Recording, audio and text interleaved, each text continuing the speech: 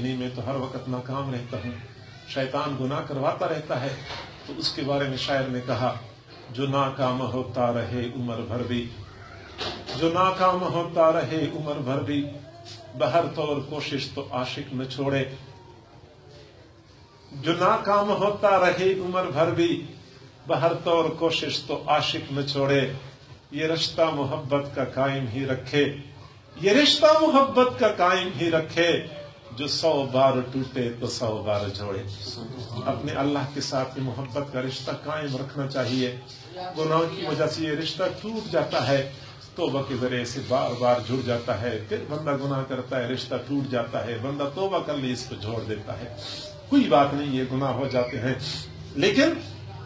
گناہ کے بعد پھر اللہ کی طرف رجوع کرنا، اس سے اللہ تعالیٰ بڑا خوش ہوتا ہے۔ وہ جدھر بھی گیا لوٹا تو میرے پاس آیا، وہ جدھر بھی گیا لوٹا تو میرے پاس آیا، یہی تو بات بھلی ہے میرے ہر جائے کی۔ میرا نافرمان بندہ، میرا بے وفا بندہ جہاں بھی چلا جاتا ہے، آخرکار پھر میری طرف رجوع کرتا ہے، پھر میری طرف رجوع کرتا ہے۔ اس لیے میں اکثر دوستوں سے کہا کرتا ہوں کہ ہمیں چاہیے کہ ہم گناہوں کا سلسلہ چھوڑ دیں۔ اگر نہیں چھوڑ سکتے، کم از کم ایک کام کر لیا کریں کہ روزانہ 5 وقت نماز کی پابندی کر لیا کریں، کیونکہ 5 وقت نماز کے ساتھ بندے کا رشتہ اللہ تعالیٰ کے ساتھ بار بار جڑتا رہتا ہے۔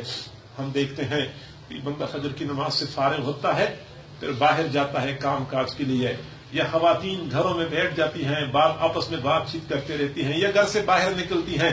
تو فجر سے لے کے ظہر تک ہم وقت غفلتوں میں گزارتے ہیں،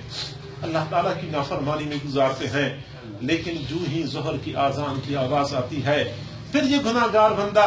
رب کی طرف رجوع کر لیتا ہے، فوراً وضو کرتا ہے کہ میں تو بہت گناہ گار، بہت ناپاک ہوں، اپنے رب سے میں نے ملنا ہے، کم از کم میں اپنے آپ کو پاک تو کر لوں نا، دل کو تو پاک نہیں کر سکتا،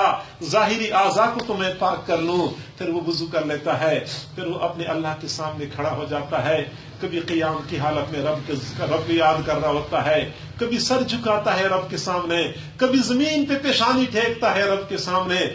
وہ اگرچہ زبان سے تو کچھ نہیں کہہ رہا ہوتا، لیکن اس کا دل کہہ رہا ہوتا ہے، میرے اللہ میں بہت گناہ گار، بہت برا ہوں، فجر سے لے کے اب تک میں نے تیری نافرمانی کی ہے، لیکن اللہ میں تجھے مکمل نہیں چھوڑ سکتا، میں ایک مرتبہ پھر تیری طرف رجوع کر چکا ہوں، میں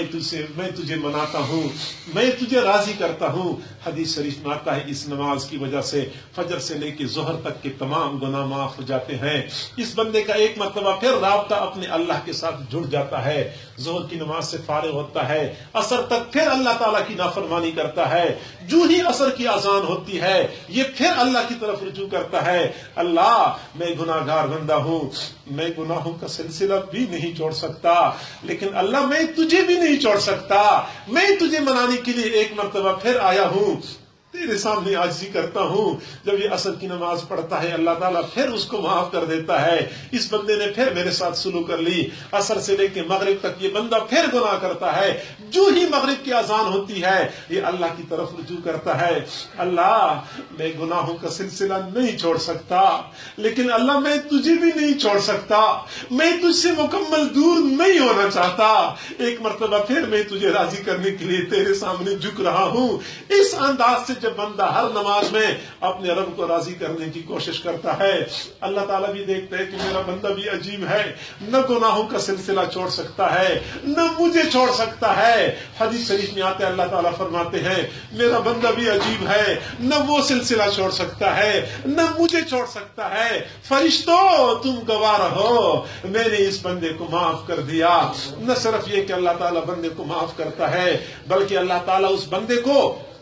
اپنے مقربین میں شامل فرما دیتا ہے، چلو میں اس کو گناہوں سے مکمل چھٹکارا دے دیتا ہوں۔